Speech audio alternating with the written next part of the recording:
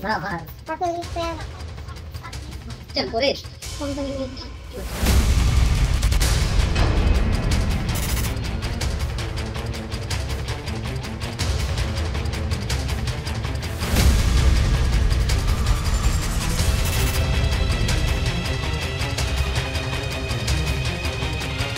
Lagian juga nanti kan kita dimasukin ke dalam tahu, jadi nggak ketahuan kali kalau ini bahannya dari yang busuk kayak gini nih. Terus sama juga nggak ada kok, kayak makan aja. Nggak ada, makanya saya lanjutin dagangnya. Peningnya, ya Allah peningnya, pening.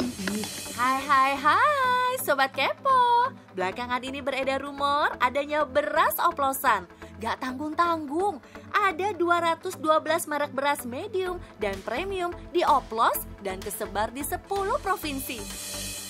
Aduh, bikin takut gak sih? Beras yang udah jadi makanan pokok kita setiap hari malah dicurangin para pemain oknum nakal. Gak kebayang, niat hati beli beras dengan kualitas premium, malah dapatnya beras jelek. Apalagi nih, beras-beras yang dioplos ini gak cuma diedarin di pasar tradisional doang, tapi juga udah masuk ke supermarket kenamaan. Aduh, rugi deh kalau gini ceritanya. Nah, kalau udah gini jadi mikir, jangan-jangan berbagai olahan makanan yang ada unsur berasnya juga kena dampaknya.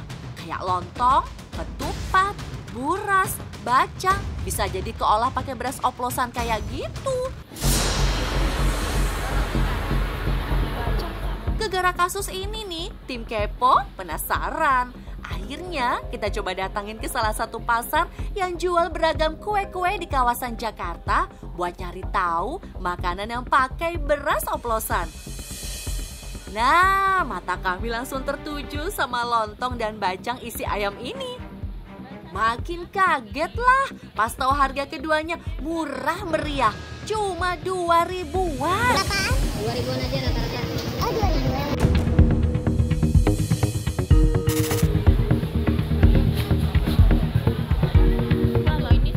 Cuma satu tempat, kita coba geser ke penjual lain. Takutnya salah denger harga, apa gimana gitu kan. Bacanya siapa? Oh, ayam semua ya? Oke, nasi.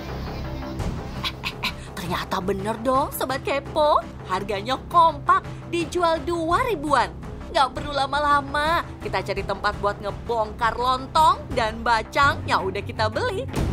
Lihat deh, dari warnanya sih ini beda ya. Lihat deh, ini tuh lebih kayak mengkilap gitu dibanding yang ini, ya kan? Iya nggak sih? Lebih yang ini yang lebih. Iya. Itu masih Kayak belum mateng ya. Iya. Kayak belum lontong banget gitu. Kalau yang ini tuh udah lontong. Iya. Lontongnya putih amat ya? Kok agak kenyal-kenyal gini? Makin curiga, berasnya nggak cuma pakai beras murah, tapi ada campuran boraksnya.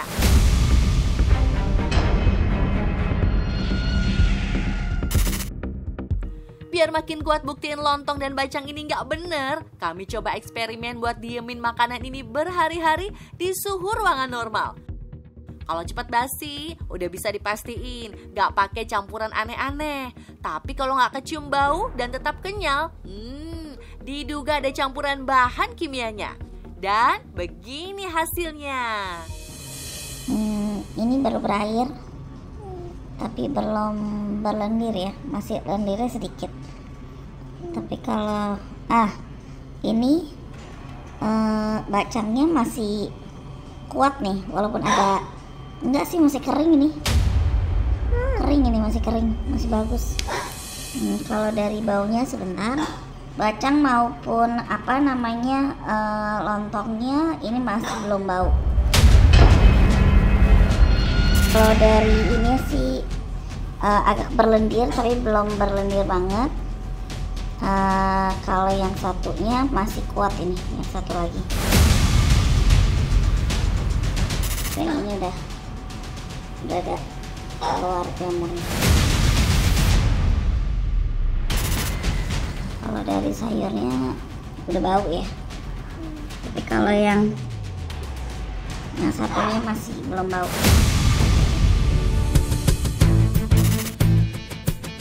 Sadar ada pedagang yang kayaknya main curang? Kami coba cari si oknum yang suka jual lontong pakai beras oplosan dan campuran boraks.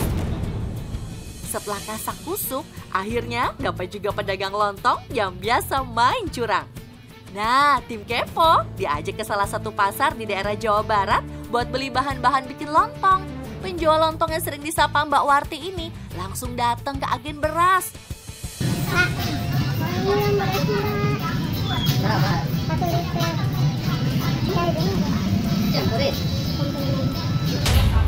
Tuh kan, benar dugaan kami. Beras paling jelek yang dipilih.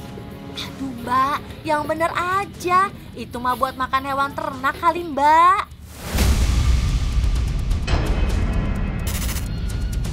Belum kelar sampai sini. Mbak Warti langsung buru-buru ke lapak lainnya. Sasaran berikutnya ke lapak penjual cabe.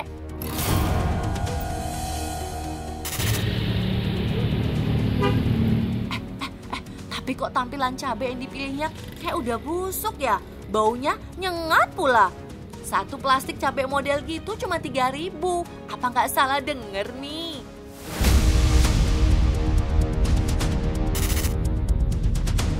Begitu juga tahu yang harganya cuma 5.000 dapat 10. Ini mah kebangetan murahnya. Makin gak habis pikir sama si Mbak yang satu ini. Masa dia pungutin sampah sayuran, kol dan wortel? Ngomong sama si abang tukang sayurnya sih, alasannya buat makanan ternak guys.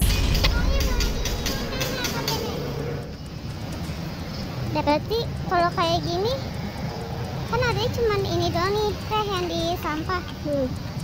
Kita kemana lagi nih? Harusnya makan kol sama wortel sama toge. Tahu sama terigu. Kalau yang waktu kemarin mah aku kol sama toge doang. Karena pas banget toge ada di tempat sampah. Pas banget tuh. Dapet di situ. Itu namanya udah dia angkut tadi. Bang, fotonya boleh saya pinjam nggak?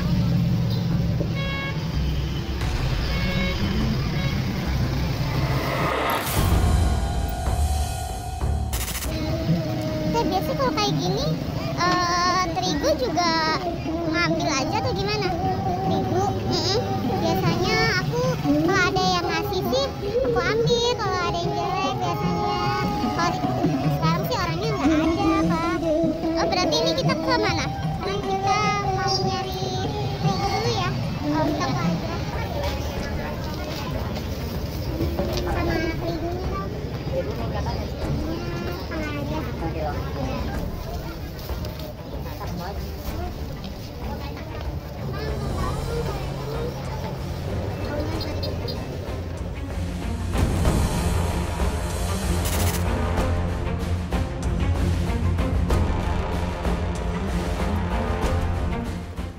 Setelah kantong kresek besar terisi penuh, Mbak Warti langsung ngajak ke sebuah rumah kontrakan 3 petak dengan tembok penuh coretan.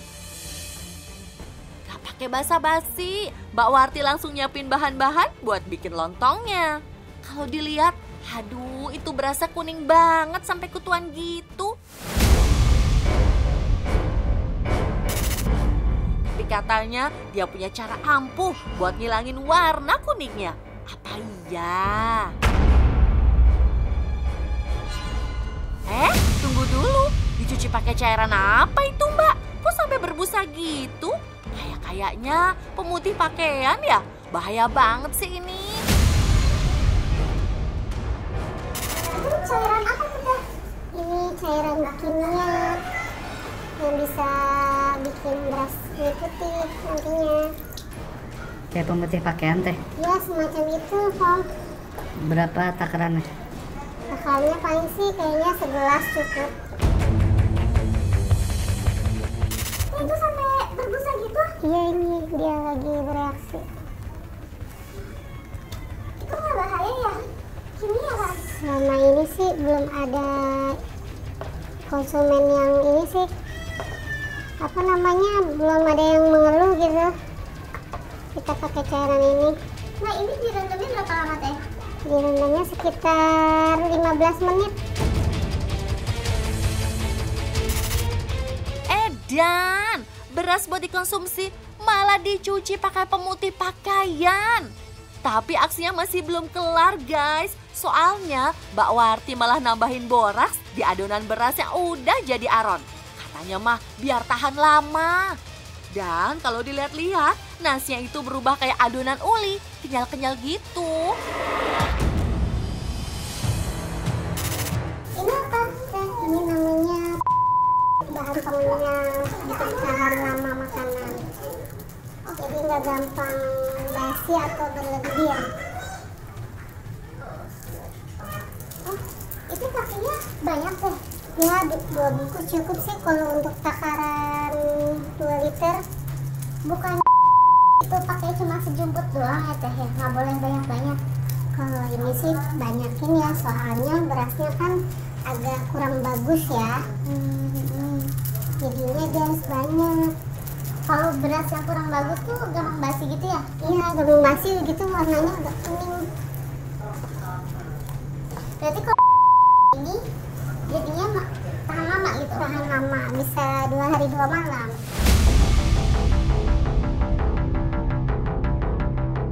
Nah, kalau lontong sendiri itu berapa banyak yang biasanya teteh itu edarin? Kurang lebih sama sih, balance ya. Sama gitu, 50 juga, kadang lebih juga gitu. Kalau 2 liter sih biasanya bisa jadi 60 atau 65, tergantung ini aja nih ngadoninnya gitu. Kadang-kadang berasnya suka ada yang mekar atau enggak gitu. Nggak cuma bikin lontongnya aja yang kacau, sayuran yang dipungut dari tempat sampah rupanya buat dijadiin olahan isian tahunya. Katanya sih viral dengan sebutan tahu mercon. Kan ini prosesnya diapain lagi Kak? Kita cuci dulu ya Kak. Baru nanti setelah dicuci kita iris-iris dulu. Oh, tapi emang biasanya pakai yang kayak gini ya Teh? Iya, kan lumayan Kak, kita biar dapat untung banyak. Emang kalau dia rasa tetap sama ya? Ya sebenarnya sih agak-agak sedikit lah beda, agak asam lah sedikit mah gitu. Tapi kita pakai penyedap rasa juga nanti rasanya nggak jauh beda lah sama yang bagus. Aroma busuk menusuk hidung, apalagi dibuat di ruangan yang pengap, bikin kepala kami pusing. Karena cium aroma nggak sedap gini. Tapi si mbaknya mah cuek-cuek aja, kayaknya emang udah biasa. Kalau misalnya tadi kan kita ada toge ya di pasar ya gitu ya. Kenapa nggak beli aja gitu? Lumayan Kak harganya kalau lagi ini mah, kalau lagi mahal. Tapi tuh kan kotor banget ya. Berarti belanja sampah banget gitu masih. Lagian juga nanti kan kita dimasukin ke dalam tahu. Jadi nggak ketahuan kali kalau ini bahannya dari yang busuk kayak gini nih. Nggak kelihatan dia di dalam, apalagi kalau udah ditumis. Lihat deh tuh. Ini emang kalau kayak gini nggak ada kayak ulatnya gitu Teh. Nanti kita bersihin loh, ini dibersihin yang busuk-busuknya. Nanti nggak kelihatan sampai masak. Ini tuh baunya nggak sedap sih. Iya, tapi nanti kalau udah kasih penyedap rasa, beda kok rasanya.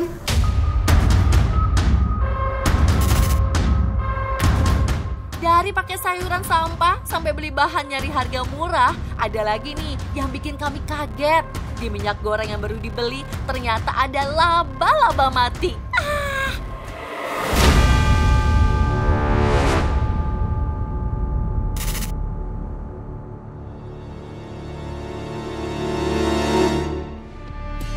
Usut punya usut nih, si Mbak Warti biasa jualin lontong dan tahu bikinannya nggak cuma di pasar, sama dititipin ke warung-warung aja. Tapi dia juga bawa keliling perkampungan. Kalau dilihat daerahnya sih, ini kawasan padat penduduk dan agak-agak gimana gitu ya. Biasanya saya keliling kampung sama titip-titip di warung kopi. Kadang hari ini habis, besok nggak habis kan. Kalau lontong pakai bahan pengawet, besok masih bisa kemakan lagi, kejual lagi.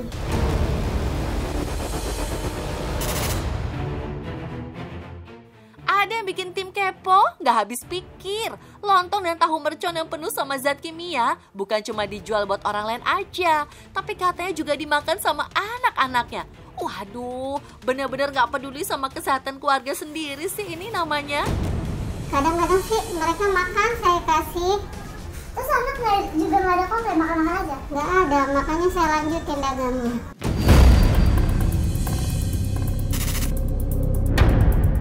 Katanya sih Mbak Warti ngelakuin ini karena terpaksa. Lagi-lagi penyebabnya keadaan ekonomi. Alasan ini seakan-akan membuat kita harus maklum kalau dia jual lontong dan tahu pakai bahan-bahan yang nggak bener. Dalam sehari Mbak Warti bisa ngantongin untung 150.000. Itu kalau habis kejual semua. Kalau dihitung-hitung mah penghasilannya dalam sebulan hampir kayak gaji UMR Jakarta. Bisa 5 jutaan katanya. Perbandingannya sih lumayan ya, bisa 2 kali lipat kalau keuntungan gitu. Berapa tuh teh kalau misalnya tadi kalau ditotal-totalin deh gitu, itu berapa tuh? Kalau tadi aku modal 50 bisa jadi 200 kotornya. Oh, berarti sehari itu untung 150-an? Iya. Kalau dulu penghasilannya sih nggak banyak ya, kalau sekarang kan bisa 150.000 bisa kebantu gitu kan, karena punya anak 4 yang harus dibiayai biaya sekolahnya, terus suami juga kan usahanya nggak bagus. Emang sih, kalau dilihat-lihat alat masak yang dipakai terbilang bersih, semua serba dicuci, tapi tetap aja bahan yang dipakai itu loh sangat berbahaya. Bayangin aja, dalam satu lontong dan gorengan tahu yang dicampur dengan zat kimia bisa nyebabin diare, gangguan pada ginjal, kerusakan lapisan lambung, dan kalau terus-terusan dimakan bisa sebabin kematian.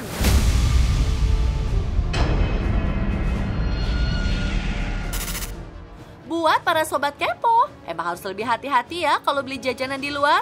Nih, kami minta Mbak Warti buat lontong yang bener dan menggunakan boraks atau bleng. Dan begini nih hasilnya. Nah, ini kelihatan banget sih perbedaannya gitu. Kalau misalnya yang pakai bleng itu tuh rada putih sih.